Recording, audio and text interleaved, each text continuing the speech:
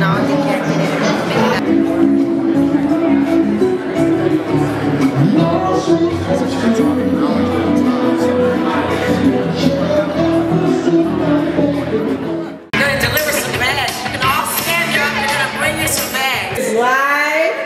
From Saturday, all right, there's Roy, hey.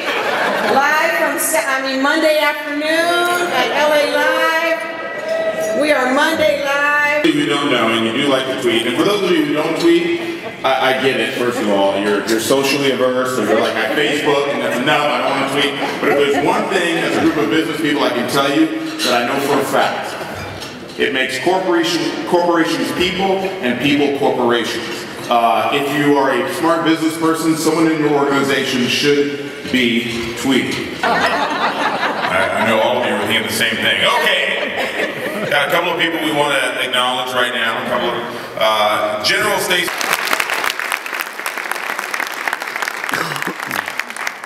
She donated her time. We thank you for being here. Others actually donated some cash. We want to make sure we thank them. Halper Fine Arts, thank you. The Farm of Beverly Hills, thanks. Aaron G. Brown Design. We'll get to his deal in just a little bit. Got something special for you guys. Long Beach Hydro Bikes, thanks for your donorship. That's Tight Design, thanks man. Sassy Rats, thank you. Los Angeles Kings AEG. Bank of America, thank you. Hills and Checkers Restaurant, downtown LA. Mark Smith. Arte con los Manos, thank you. Stanley Stain. Emmylou Galleries, beautiful custom candles. The Gumball Foundation, I met a gentleman from that organization, if he's still here. And then also photography by my man Fox, thank you for your donations, all of you.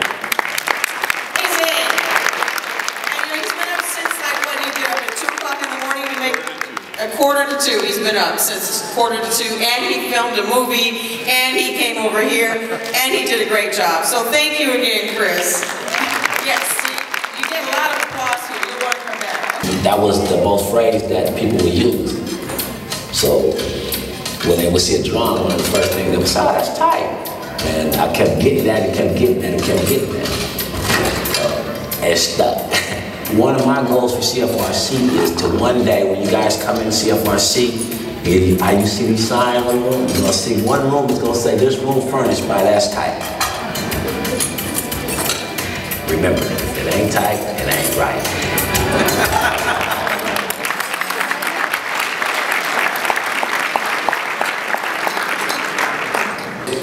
As we know, the work that Forescee and CFRC really does make a difference in underserved neighborhoods, in the business community, and in the greater Los Angeles area. So let's have a hand for Forescee and all the work that you're doing. Well, it's now my pleasure to introduce to you today's keynote speaker, the 31st Controller of the State of California, Chang.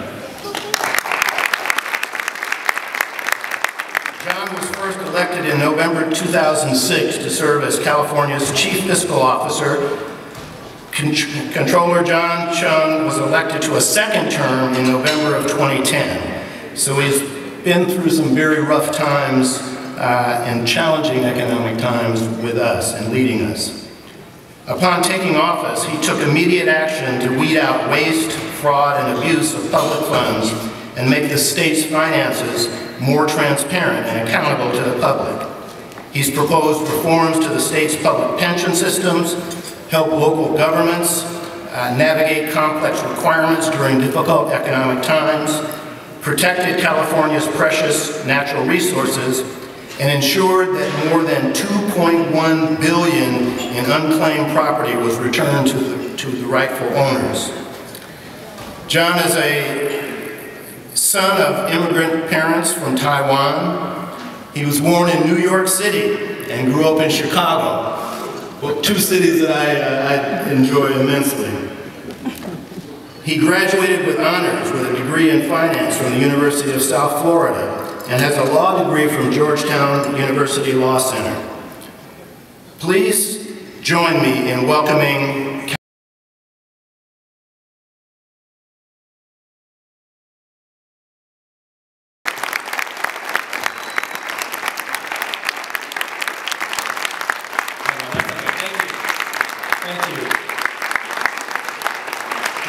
I'm absolutely delighted to join all of you. I want to thank Carl for those kind and generous words of introduction.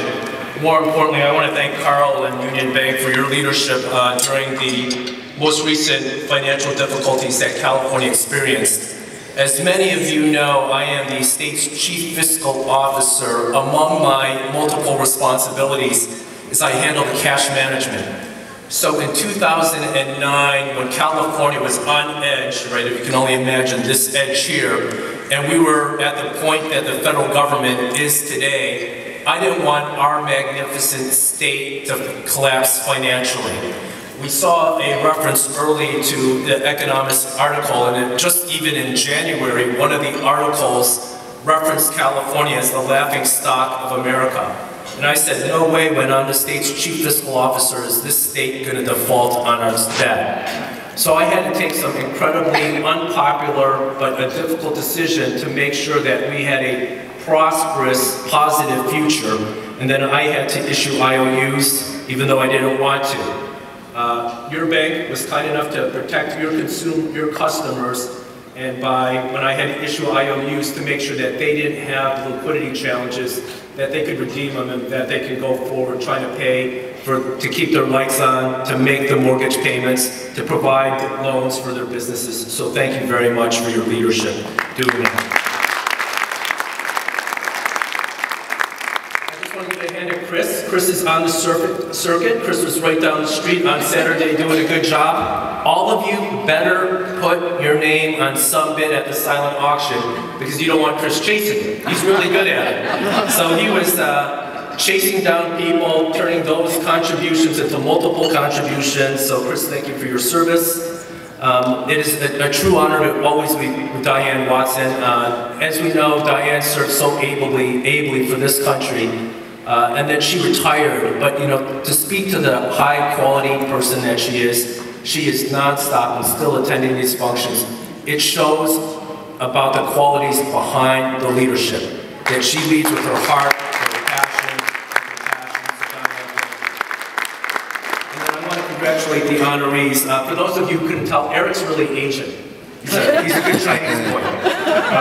Any good Chinese boy thanks their mom. Right? You're disrespectful if you don't do it, so you can tell he grew up in an Asian household. Preferred Bank, thank you for your incredible service, Lee Yu and others, Sandy Ho. And then not only is this a 20th celebration of now Rise, I've known Carl Dickerson for 20 years. I met him in 2003. He was then helping out Mike Wu. Carl Dickerson speaks to the best of this community. One of our incredible strengths that we too often forget, but you don't get it lost with Forescee and her efforts here, is the incredible diversity. We have to compete in the 21st century. And we start off ahead. We forget it, but we have people from all across this globe, including people like me who are confused, right? Born in New York, raised in suburban Chicago, finally get it right and move to Los Angeles. But we have all these people.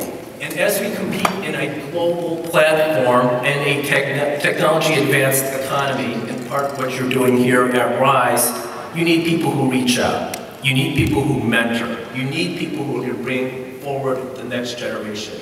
And Diane and Carl and others, Forescee, have done that for such a long period of time. So thank you, Carl. And then I wanted to bring up the chairman, Michael. One of the things that we also all need to go forward as we discuss this is how do we act to each other? What type of values?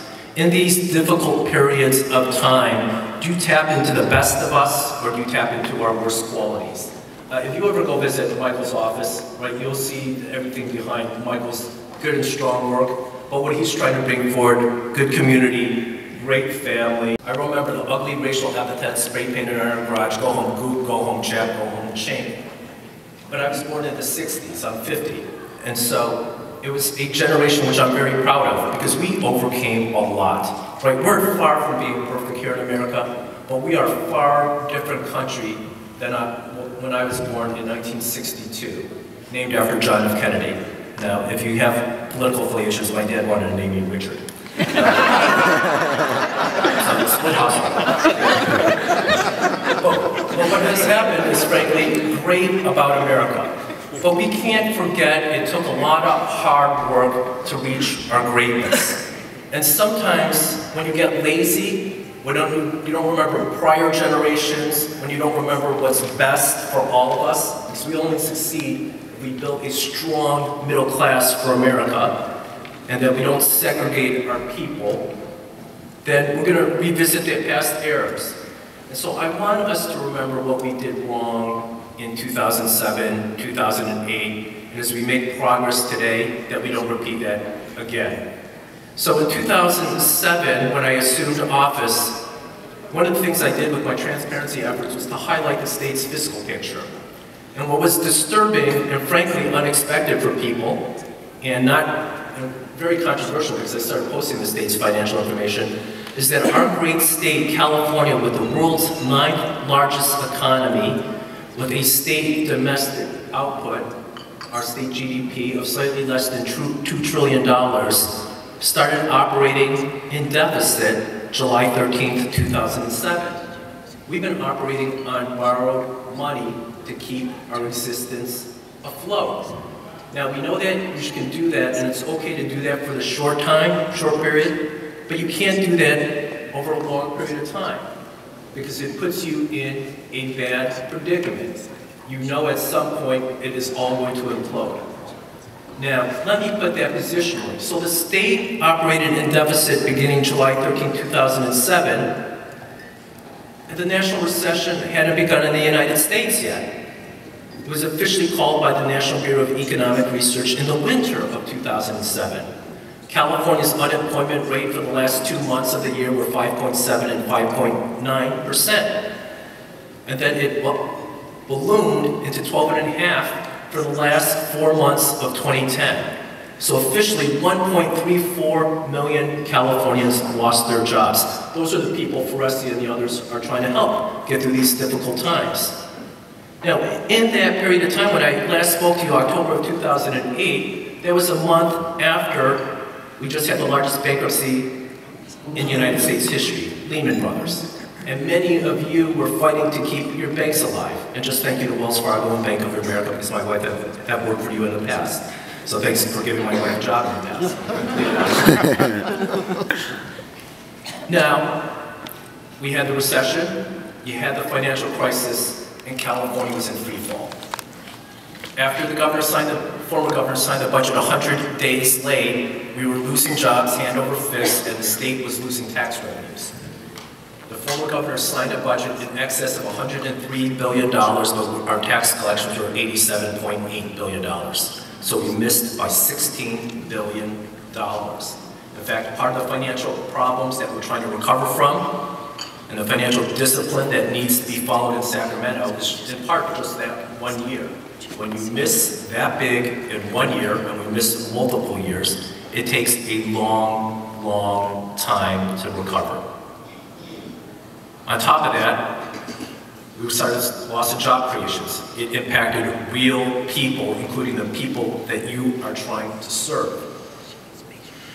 So here in California, the state, because we were running short of cash, in December of 2008, one of the 82 boards that I represent you on is called the Pooled Money Investment Authority. It provides temporary loans to infrastructure projects in the state of California. The bridges, the schools that your kids go to, the highways that you drive on, that's one of the authorities that finances those types of projects. We shut down funding for 5,400 infrastructure projects throughout the state of California. Each $1 billion worth of bonds, and there were $6 billion worth of bonds requested, is worth 18,000 jobs. So we shut down 6 times 18,000 worth of jobs here in the state of California. Things got worse the next month. In January of 2009, I had $2.7 billion to pay $10 billion worth of bills. And some of you were pretty upset with me, right? I received a lot of nasty notes, kindly. Because I didn't give you your tax refunds for close to a month. But I was trying to keep California from falling by the way that the struggles that you witnessed in San Bernardino and Stockton and Hercules and other jurisdictions in this state. The good news is today that we're recovering. But here are the key lessons that we have to remember. And you know it better than anybody else because you live this. And what's really important is your partnership with RISE to communicate this in our communities. We know that if we want long-term growth for our great state, our home, we have to look at productivity. And this is where everybody is important, because we know that productivity depends on every single individual. Not just because it's a statement, because that's basic economics. Productivity is based on individual and collective achievement, what we produce. And productivity, in large part, is determined by education. And so we have to make sure that we upgrade our educational system so what we offer here in this state is second to none. When my dad gave up everything when he left Taiwan to come to the United States, America was one of the top most 3 educated countries in this nation. If you look at the international benchmarks today in the United States of America, America has fallen between 16th and 32nd in educational attainment. You can't compete on the global frontier, our kids and grandkids, if they don't have the same skill sets, talents, and education as kids from Brazil, China, India, the Middle East, elsewhere. Secondly, so we look at productivity. We really need your leadership to fix the debt cycles all across the board. What got America and California in trouble over these past few years is that our debt cycles are too large. And we don't fix them before we get to the next recession. That's the critical window that we are in today. So what are some of the short-term debt cycles? You know it at the local level, right? It's the individual's credit card, it could be their student loan, it could be their car payment. And then you look at the long-term debt cycles. You look at healthcare, you look at pensions. Same thing for the state of California. The wall of debt that the governor refers to is tall. And in fact, the governor uses one term, wall of debt, because it's hard to communicate to 38 million people using multiple references. And I will take a moment to make it more complex and more complicated because you're smart enough to understand this and you're the key field. If you want the wall of debt, it is short-term debt and is long-term debt. How we got through the past recession in part is we didn't pay our bills on time and in full. And so even though things are getting better, we need to pay back a lot of the short-term bills. And what was the biggest bill that we owed? Education. Our kids really sacrificed because we had deferrals, short-term deferrals, within a year and sometimes a couple of years, and then we cut education. So when people were talking about, you know, we've given a lot of money to education, the answer is yes, but we made them pay the piper while we were getting through our financial crisis. And then once we address that, and understand, even under Governor Brown's aggressive plan at the end of his 2 terms, assuming he gets reelected, he has a plan that still leaves the state $4.3 billion in debt. That doesn't include the long-term debt, such as pensions and health care. So we all need to make sure, and Forescee with their practices in doing that. That's why I like the RISE. You got the investment in the middle, and you got the succeed in the middle, right? You're changing the equation, which is absolutely critical. And then I want to thank you, Forescee, because we're partnering. One of the things I started 15 years ago, because my family came to this country, as I pointed out, without a lot of money, is to really work on financial education. Why my transparency efforts are really critical is information is worth money. When I talk to the markets and I say California is going to pay its debt, I had all these people who own California municipal debt who said, John, we made millions of dollars when we made that statement. They knew the value of the information that I was putting into the market, and they took advantage of it. That shouldn't be just available to those at the higher income strata. That information I try to make available to all so that everybody who has access, and Cody knows this really well, everybody who has access to that can make the same opportunities for money. Because we want all our communities in California to succeed.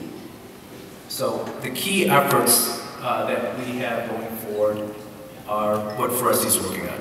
Investment in education, investment in upgrading the skill set, getting people out of debt, and I can't thank you enough. Now, I was going to come up here and I will in part say, Forescee, no thanks for one thing, I noticed all of you, and thank you for dealing with Forescee, I noticed all of your banks weren't dealing with the state of California. Now that's the treasurer's issue, not my issue. So that's what all of you know, after Foressee's done squeezing from you, the state of California wants a shot too.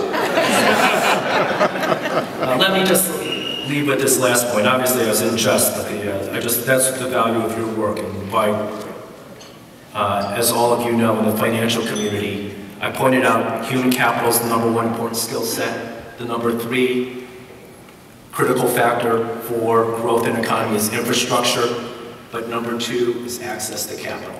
So don't you forget what you do day in and day out is critical to the success and prosperity of the communities that you live in and to the greater American community. And then one last thing that was pointed out, and I end with this even though it's a total aside, I want all of you to remember to go to my unclaimed property website.